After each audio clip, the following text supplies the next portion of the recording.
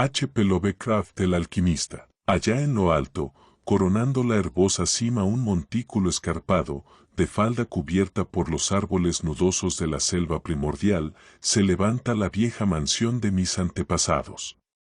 Durante siglos sus almenas han contemplado ceñudas el salvaje y accidentado terreno circundante, sirviendo de hogar y fortaleza para la casa altanera cuyo honrado linaje es más viejo aún que los muros cubiertos de musgo del castillo.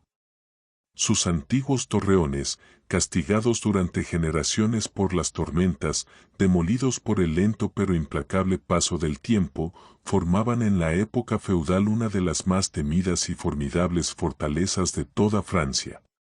Desde las aspilleras de sus parapetos y desde sus escarpadas almenas, muchos varones, condes y aun reyes han sido desafiados, sin que nunca resonara en sus espaciosos salones el paso del invasor. Pero todo ha cambiado desde aquellos gloriosos años. Una pobreza rayana en la indigencia, unida a la altanería que impide aliviarla mediante el ejercicio del comercio, ha negado a los vástagos del linaje la oportunidad de mantener sus posesiones en su primitivo esplendor, y las derruidas piedras de los muros, la maleza que invade los patios, el foso seco y polvoriento, así como las baldosas sueltas, las tablazones comidas de gusanos y los deslucidos tapices del interior, todo narra un melancólico cuento de perdidas grandezas. Con el paso de las edades, primero una, luego otra, las 4 torres fueron derrumbándose, hasta que tan solo una sirvió de cobijo a los tristemente menguados descendientes de los otrora poderosos señores del lugar. Fue en una de las vastas y lóbregas estancias de esa torre que aún seguía en pie donde yo, Antoine, el último de los desdichados y maldecidos condes de C, vine al mundo, hace 19 años. Entre esos muros, y entre las oscuras y sombrías frondas, los salvajes barrancos y las grutas de la ladera, pasaron los primeros años de mi atormentada vida. Nunca conocí a mis progenitores. Mi padre murió a la edad de 32, un mes después de mi nacimiento, alcanzado por una piedra de uno de los abandonados parapetos del castillo, y, habiendo fallecido mi madre al darme a luz, mi cuidado y educación corrieron a cargo del único servidor que nos quedaba, un hombre anciano y fiel de notable inteligencia, que recuerdo que se llamaba Pierre. Yo no era más que un chiquillo, y la carencia de compañía que eso acarreaba se veía aumentada por el extraño cuidado que mi añoso guardián se tomaba para privarme del trato de los muchachos campesinos, aquellos cuyas moradas se desperdigaban por los llanos circundantes en la base de la colina. Por entonces, Pierre me había dicho que tal restricción era debida a que mi nacimiento noble me colocaba por encima del trato con aquellos plebeyos compañeros. Ahora sé que su verdadera intención era ahorrarme los vagos rumores que corrían acerca de la espantosa maldición que afligía a mi linaje, cosas que se contaban en la noche y eran magnificadas por los sencillos aldeanos según hablaban en voz baja al resplandor del hogar en sus chozas.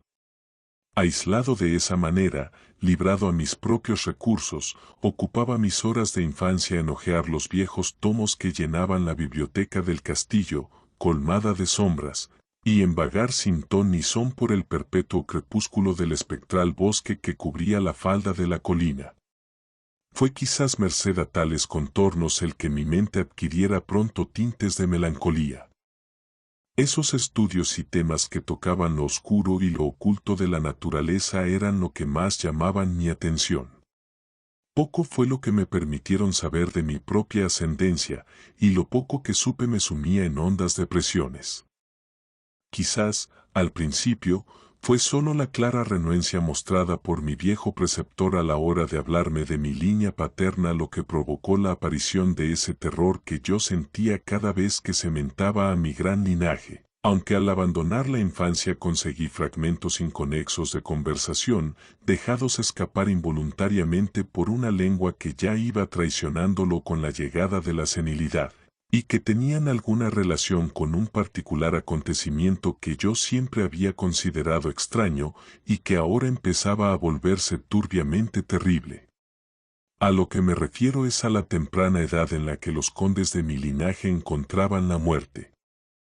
Aunque hasta ese momento había considerado un atributo de familia el que los hombres fueran de corta vida, más tarde reflexioné en profundidad sobre aquellas muertes prematuras, y comencé a relacionarlas con los desvaríos del anciano, que a menudo mencionaba una maldición que durante siglos había impedido que las vidas de los portadores del título sobrepasasen la barrera de los 32 años. En mi 22º cumpleaños, el añoso Pierre me entregó un documento familiar que, según decía, había pasado de padre a hijo durante muchas generaciones y había sido continuado por cada poseedor. Su contenido era de lo más inquietante, y una lectura pormenorizada confirmó la gravedad de mis temores. En ese tiempo, mi creencia en lo sobrenatural era firme y arraigada, de lo contrario hubiera hecho a un lado con desprecio el increíble relato que tenía ante los ojos. El papel me hizo retroceder a los tiempos del siglo XIII, cuando el viejo castillo en el que me hallaba era una fortaleza temida e inexpugnable. En él se hablaba de cierto anciano que una vez vivió en nuestras posesiones, alguien de no pocos talentos, aunque su rango apenas rebasaba el de campesino, era de nombre Michel, de usual sobrenombre Maubais, el malhadado, debido a su siniestra reputación. A pesar de su clase, había estudiado, buscando cosas tales como la piedra filosofal y el elixir de la eterna juventud, y tenía fama de ducho en los terribles arcanos de la magia negra y la alquimia. Michel Maubais tenía un hijo llamado Charles, un mozo tan avesado como él mismo en las artes ocultas, habiendo sido por ello apodado Le Sorcier, el brujo. Ambos, evitados por las gentes de bien, eran sospechosos de las prácticas más odiosas. El viejo Michel era acusado de haber quemado viva a su esposa, a modo de sacrificio al diablo, y, en lo tocante a las incontables desapariciones de hijos pequeños de campesinos, se tendía a señalar su puerta. Pero, a través de las oscuras naturalezas de padre e hijo brillaba un rayo de humanidad y redención. El malvado viejo quería a su retoño con fiera intensidad, mientras que el mozo sentía por su padre una devoción más que filial. Una noche el castillo de la colina se encontró sumido en la más tremenda de las confusiones por la desaparición del joven Godfrey, hijo del conde Henry. Un grupo de búsqueda, encabezado por el frenético padre, invadió la choza de los brujos, hallando al viejo Michel Maubais mientras trasteaba en un inmenso caldero que bullía violentamente. Sin más demora, llevado de furia y desesperación desbocadas, el conde puso sus manos sobre el anciano mago y, al aflojar su abrazo mortal, la víctima ya había expirado.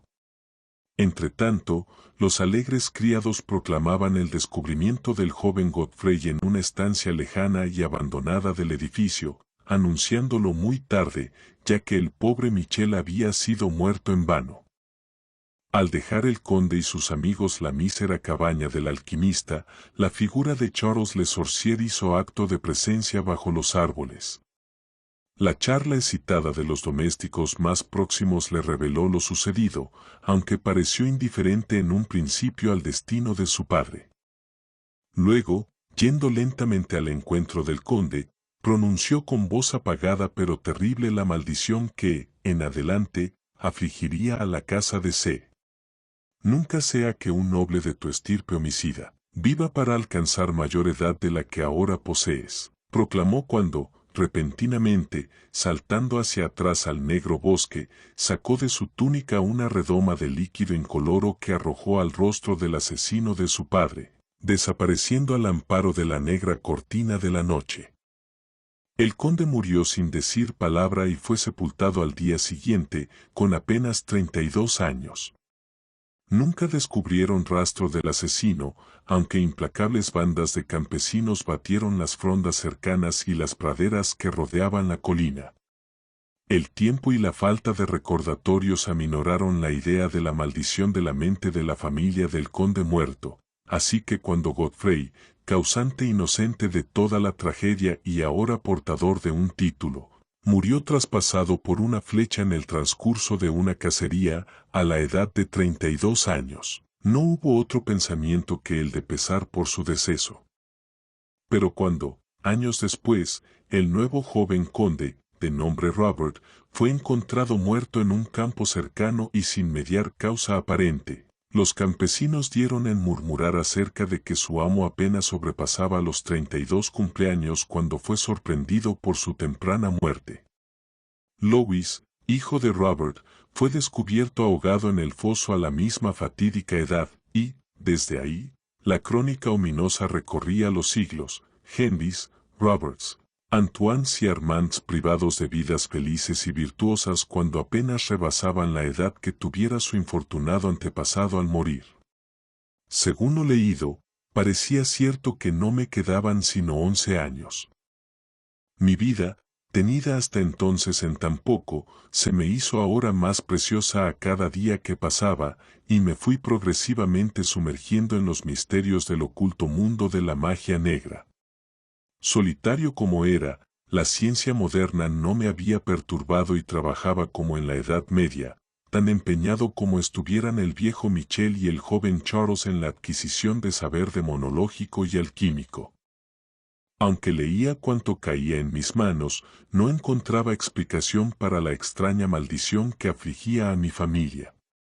En los pocos momentos de pensamiento racional, podía llegar tan lejos como para buscar alguna explicación natural, atribuyendo las tempranas muertes de mis antepasados al siniestro Charles Le Sorcier y sus herederos, pero descubriendo tras minuciosas investigaciones que no había descendientes conocidos del alquimista, me volví nuevamente a los estudios ocultos y de nuevo me esforcé en encontrar un hechizo capaz de liberar a mi estirpe de esa terrible carga. En algo estaba plenamente resuelto. No me casaría jamás, y, ya que las ramas restantes de la familia se habían extinguido, pondría fin conmigo a la maldición. Cuando yo frisaba los 30, el viejo Pierre fue reclamado por el otro mundo. Lo enterré sin ayuda bajo las piedras del patio por el que tanto gustara de deambular en vida. Así quedé para meditar en soledad, siendo el único ser humano de la gran fortaleza, y en el total aislamiento mi mente fue dejando de rebelarse contra la maldición que se avecinaba para casi llegar a acariciar ese destino con el que se habían encontrado tantos de mis antepasados. Pasaba mucho tiempo explorando las torres y los salones ruinosos y abandonados del viejo castillo, que el temor juvenil me había llevado a rehuir y que, al decir del viejo Pierre, no habían sido hollados por ser humano durante casi 4 siglos. Muchos de los objetos hallados resultaban extraños y espantosos. Mis ojos descubrieron muebles cubiertos por polvo de siglos, desmoronándose en la putridez de largas exposiciones a la humedad. Telarañas en una profusión nunca antes vista brotaban por doquier, e inmensos murciélagos agitaban sus alas huesudas e inmensas por todos lados en las, por otra parte, vacías tinieblas. Guardaba el cálculo más cuidadoso de mi edad exacta, aun de los días y horas, ya que cada oscilación del péndulo del gran reloj de la biblioteca desgranaba una pizca más de mi condenada existencia. Al final estuve cerca del momento tanto tiempo contemplado con aprensión. Dado que la mayoría de mis antepasados fueron abatidos poco después de llegar a la edad exacta que tenía el conde Henry al morir, yo aguardaba en cualquier instante la llegada de una muerte desconocida. En qué extraña forma me alcanzaría la maldición, eso no sabía decirlo, pero estaba decidido a que, al menos, no me encontrara atemorizado o pasivo. Con renovado vigor, me apliqué al examen del viejo castillo y cuanto contenía. El suceso culminante de mi vida tuvo lugar durante una de mis exploraciones más largas en la parte abandonada del castillo. A menos de una semana de la fatídica hora que yo sabía había de marcar el límite final a mi estancia en la tierra, más allá de la cual yo no tenía siquiera atisbos de esperanza de conservar el hálito.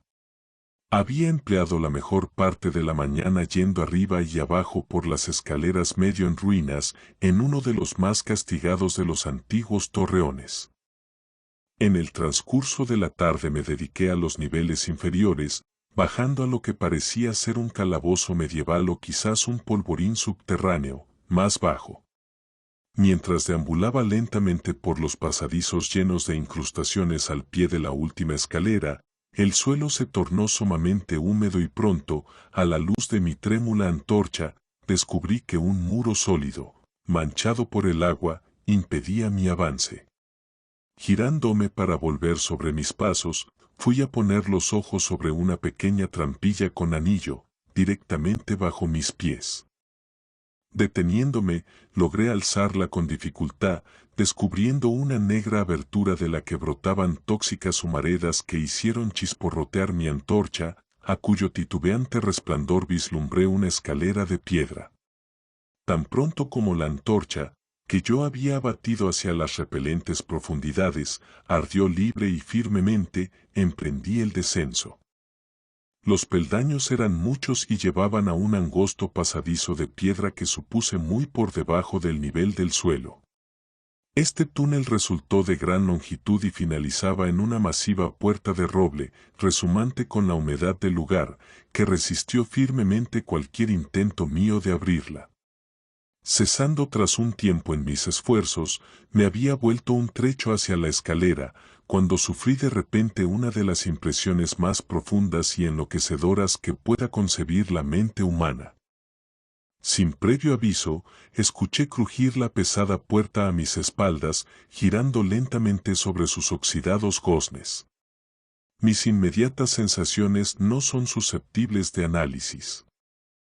Encontrarme en un lugar tan completamente abandonado como yo creía que era el viejo castillo, ante la prueba de la existencia de un hombre o un espíritu, provocó a mi mente un horror de lo más agudo que pueda imaginarse.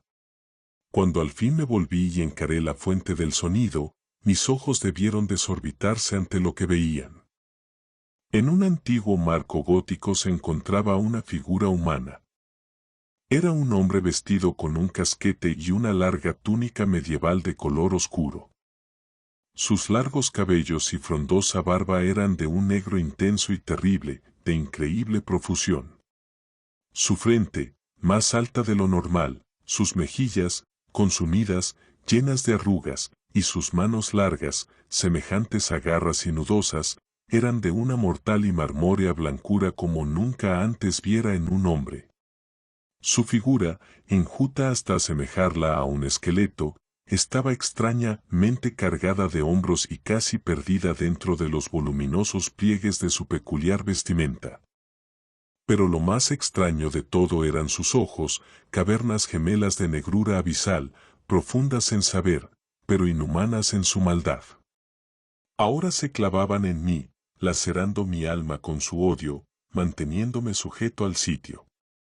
Por fin, la figura habló con una voz retumbante que me hizo estremecer debido a su honda impiedad e implícita malevolencia. El lenguaje empleado en su discurso era el decadente latín usado por los menos eruditos durante la Edad Media, y pude entenderlo gracias a mis prolongadas investigaciones en los tratados de los viejos alquimistas y demonólogos.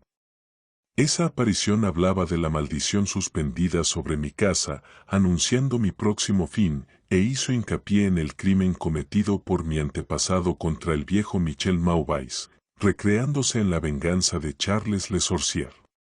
Relató cómo el joven Charles había escapado al amparo de la noche, volviendo al cabo de los años para matar al heredero Godfrey con una flecha, en la época en que éste alcanzó la edad que tuviera su padre al ser asesinado. Como había vuelto en secreto al lugar, estableciéndose ignorado en la abandonada estancia subterránea, la misma en cuyo umbral se recortaba ahora el odioso narrador.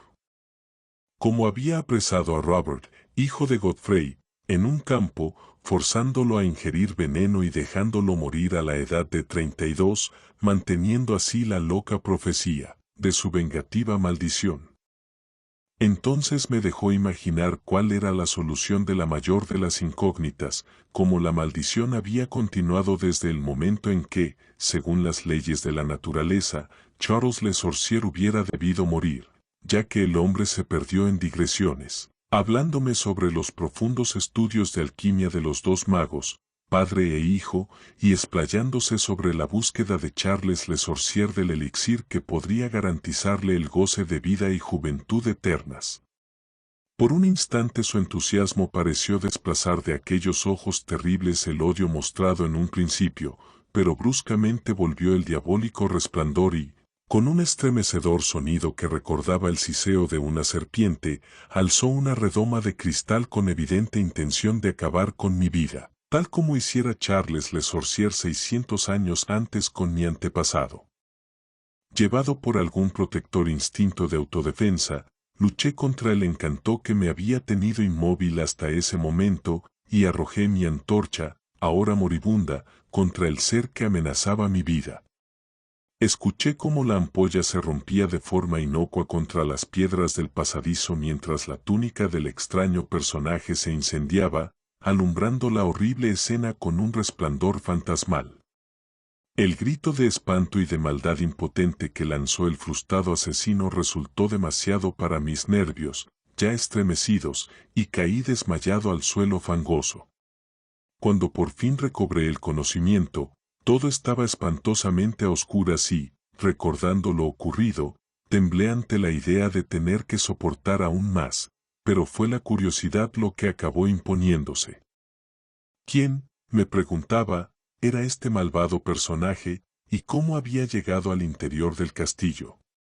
¿Por qué podía querer vengar la muerte del pobre Michel Maubais y cómo se había transmitido la maldición durante el gran número de siglos pasados desde la época de Charles Le Sorcier?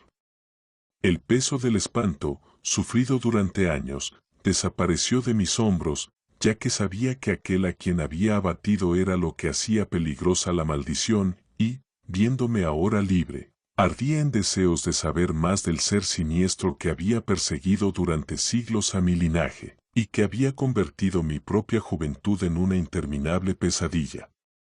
Dispuesto a seguir explorando, me tanteé los bolsillos en busca de eslabón y pedernal, y encendí la antorcha de repuesto. Enseguida, la luz renacida reveló el cuerpo retorcido y achicharrado del misterioso extraño. Esos ojos espantosos estaban ahora cerrados. Desasosegado por la visión, me giré y accedí a la estancia que había al otro lado de la puerta gótica. Allí encontré lo que parecía ser el laboratorio de un alquimista. En una esquina se encontraba una inmensa pila de reluciente metal amarillo que centelleaba de forma portentosa a la luz de la antorcha. Debía de tratarse de oro, pero no me detuve a cerciorarme, ya que estaba afectado de forma extraña por la experiencia sufrida. Al fondo de la estancia había una abertura que conducía a uno de los muchos barrancos abiertos en la oscura ladera boscosa. Lleno de asombro, aunque sabedor ahora de cómo había logrado ese hombre llegar al castillo, me volví. Intenté pasar con el rostro vuelto junto a los restos de aquel extraño, pero, al acercarme, creí oírle exhalar débiles sonidos, como si la vida no hubiera escapado por completo de él. Horrorizado, me incliné para examinar la figura acurrucada y abrazada del suelo.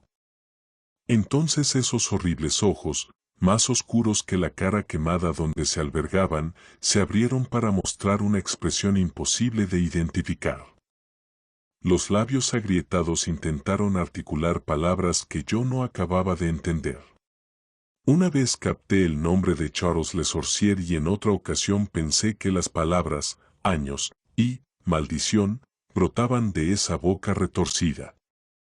A pesar de todo, no fui capaz de encontrar un significado a su habla entrecortada. Ante mi evidente ignorancia, los ojos como pozos relampaguearon una vez más malévolamente en mi contra, hasta el punto de que, inerme como veía a mi enemigo, me sentí estremecer al observarlo. Súbitamente, aquel miserable, animado por un último rescoldo de energía, alzó su espantosa cabeza del suelo húmedo y hundido.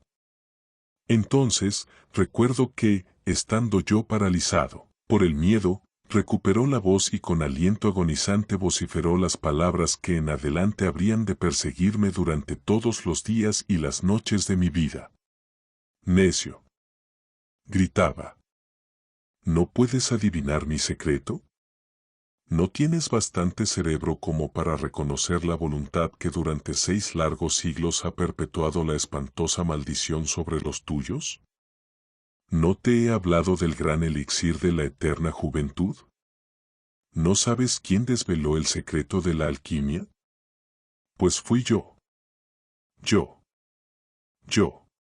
Yo que he vivido durante 600 años para perpetuar mi venganza, porque yo soy Charles Le Sorcier.